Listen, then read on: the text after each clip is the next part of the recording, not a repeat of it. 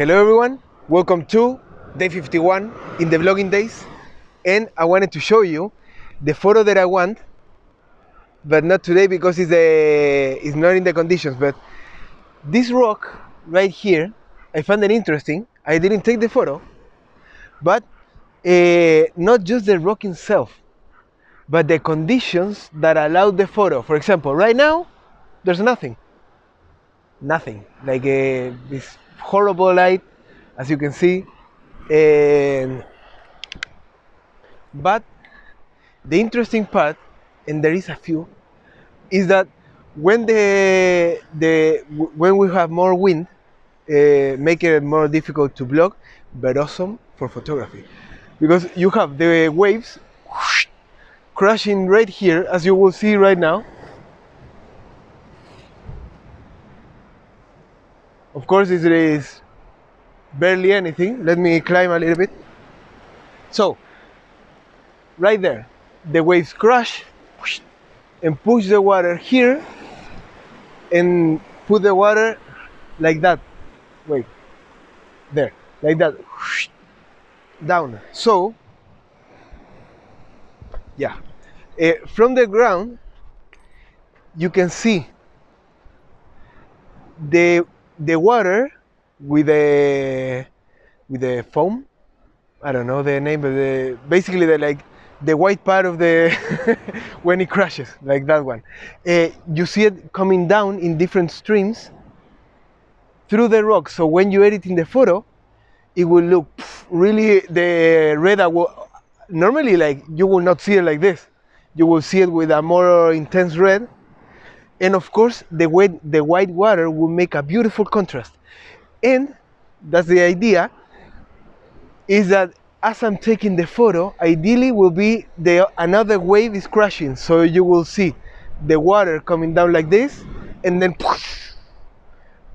like that would be spectacular. But only if there will only be the water coming down from here, already awesome.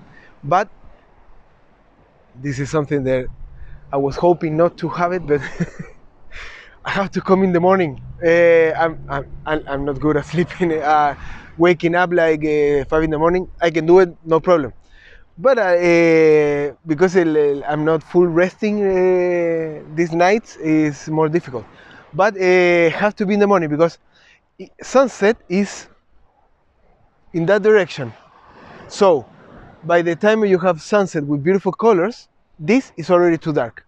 The colors are more that way, more far away, like basically like where my hands end, around that area.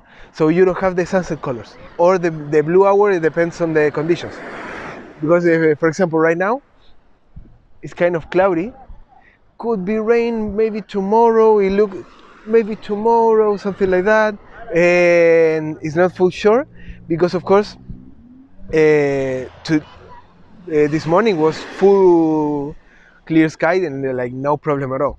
Now it's a little bit more cloudy. So when you have sunset colors with this cloud that is low, you don't get the sunset colors because the clouds cover the sun. But you can have a different type of photography, and you can go early because you have these clouds act like a softbox. Like for example, right now it's middle of the day, like literally, like I think it's 12 o'clock right now. This light is horrible, but it's not as horrible as it should be because the clouds act like a soft color, like it's like a softbox, basically like making the colors a little bit more soft. So it's not full. Otherwise, I will be burning my eyes because I'm directly to the sun. It's right there. See, and I can point it, and it's not killing the image. But the idea of that photo, it works not in these conditions because the water is beautiful, but it's not crashing against and because the water is transparent here, kind of like a transparent green, beautiful, you can get more with that. Sometimes you edit it to make it maybe some blue, but it's clear water. So when it's crashing, if you get the conditions, like the conditions, if you have those conditions, those amazing, it could happen that I capture the photo with some light coming through the crashing wave, because the sunrise is there. Wait, there, that direction. So, yeah. Ah no, wait. Yeah, like that. In that direction. So when it's sunrise, that will have beautiful colors, sunrise colors, of course, golden hour, and beautiful. I can take photos at night. I can, and I already take, but the camera is not doesn't have the quality, so I have to push the ISO way too far. So it happens. So there's a lot of photos that I have. Love it. I love astrophotography, and I love taking photos of the sun, take also photos of the moon, photos at night. There is something here, you can see it in the blogs. It calls bioluminescent wave. And here we call it noctiluca.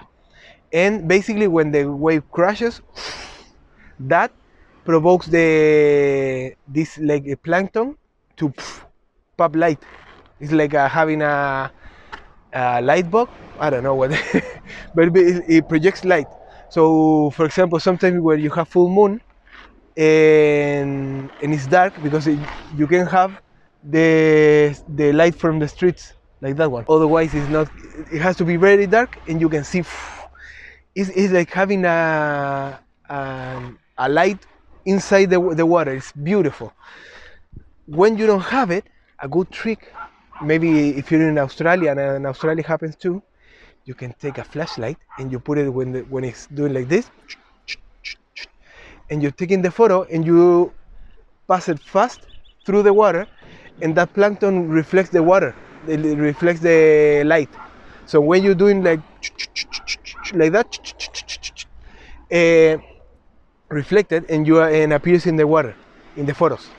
It's a good trick, but it only works with that. So it's natural. It's completely natural. Just you're doing a little bit of a light painting, something like that, but not fully. Like you can see it in the photos. Like if you see the water, I have some photos in the feedback in the feed of Instagram. Go like low, because it was one of the first photos. But if you go low, you will see the photos, and it looks like under the water, because it is. You take the photo and you use it, a little bit of light, and you can provoke it when you don't have the outside light. And then in those days, the government put all LED lights all over this place. Beautiful for walking, horrible for photos, because you don't have the photos anymore. So I'm taking photos of the stars, and I have full light on my back. So at the end, you don't get the clear sky. Like, in case you don't know, it's another good trick with photography. When you're taking astrophotography, photos at night, photos of the stars, you need to have complete blackout conditions, not